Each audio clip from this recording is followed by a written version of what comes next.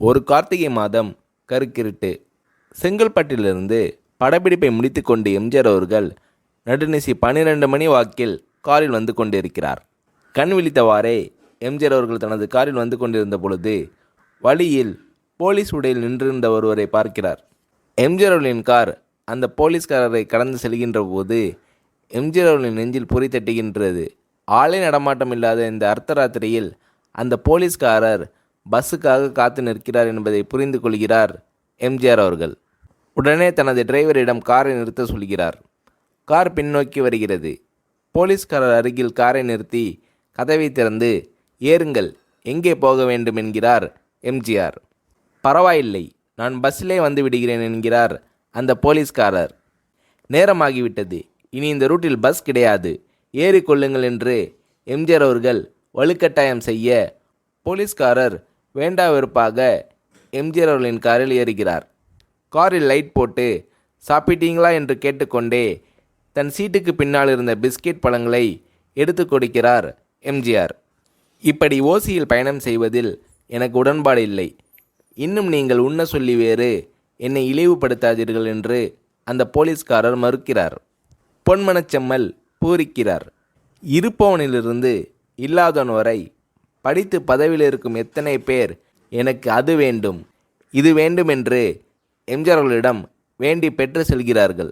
ஆனால் சாதாரண பொறுப்பில் இருக்கும் இந்த போலீஸ்காரரின் நேர்மை எம்ஜிஆர் அவர்களை சிலிர்க்க வைத்து விட்டது. எம்ஜிஆர் அவர்களின் கார் தூரத்தில் வந்து கொண்டிருந்தாலும் காரின் நிறத்தையும் ஒளியையும் மனம் கமலும் ஓடிக்கான் வாசனையும் வைத்து இது எம்ஜிஆர் அவர்களின் கார் என்றும் கார் சென்ற தடத்தை தொட்டு வணங்குகின்ற அளவிற்கு புகழுடன் திகழ்ந்த நேரம் அது. அரை மணி நேரம் கார் சென்று கொண்டிருக்கிறது.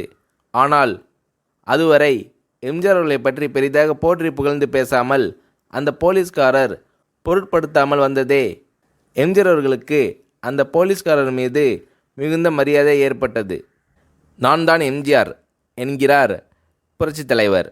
கேள்விப்பட்டிருக்கிறேன் என்கிறார் போலீஸ்காரர். பொன்மனச்செம்மலின் முகத்தில் கோபம் இல்லை. பதிலுக்கு புன்முறுவல் மலர்கிறது.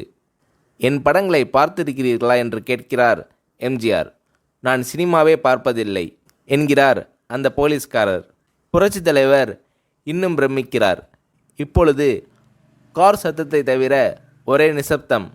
போலீஸ்காரர் தனது வீட்டிற்கு 1/2 கிலோமீட்டருக்கு முன்பே காரை நிறுத்த சொல்லி இங்கேயே இறங்கிக் கொள்கிறேன் என்கிறார். ஏன், நீங்கள் குறிப்பிட்ட அந்த விலாசம் இன்னும் 1/2 கிலோமீட்டர் தூரம் இருக்கிறதே என்கிறார் எம்ஜிஆர்.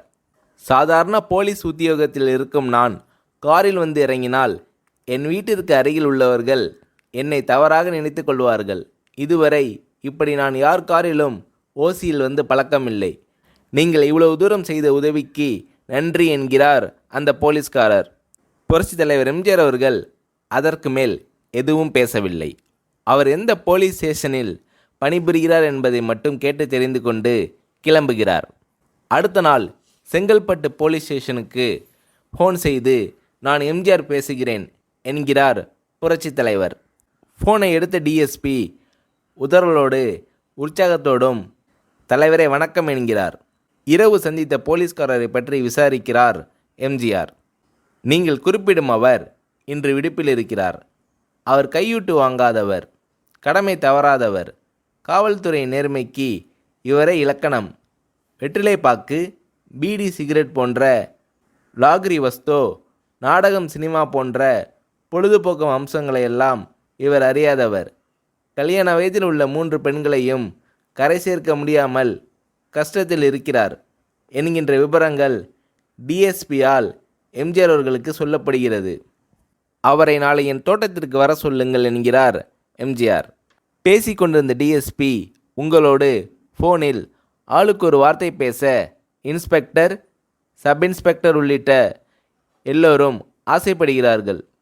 ஃபோனை அவர்களிடம் கொடுக்கலாமா என்கிறார் டிஎஸ்பி.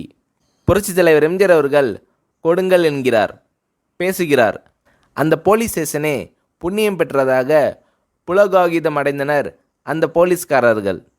மறுநாள் அந்த போலீஸ்காரர் ராமவரம் தோட்டத்திற்கு அழைத்து வரப்படுகிறார். அவரிடம் பேப்பரில் மடித்த பெரிய பணக்கட்டை கொடுத்து, இதை வைத்து உங்கள் பெண்களின் கல்யாணத்தை நடத்துங்கள் என்கிறார் எம்ஜிஆர். அந்த போலீஸ்காரர் மறுக்கிறார். நான் ஏதாவது உங்களிடம் காரியமாற்ற சொல்லி அதற்காக பணம் கொடுத்தால் அது தவறு. என்னால் ஆக வேண்டியது உங்களுக்கும், உங்களால் ஆக வேண்டியது எனக்கும் எதுவும் இல்லை.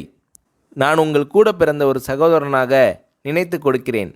பெற்றுக்கொள்ளுங்கள் என்று சொன்ன பிறகு கேட்டும் கூட கிள்ளி கொடுக்காத கனவான்கள் வாழும் இந்த உலகில் ரோட்டில் நின்றவனை அழைத்து சென்று அள்ளி கொடுத்த புரட்சித் தலைவர் எம்ஜிஆர் அவர்களின் கருணையில் நெகிழ்ந்து போய் பெற்றுக்கொள்கிறார் போலீஸ்காரர்.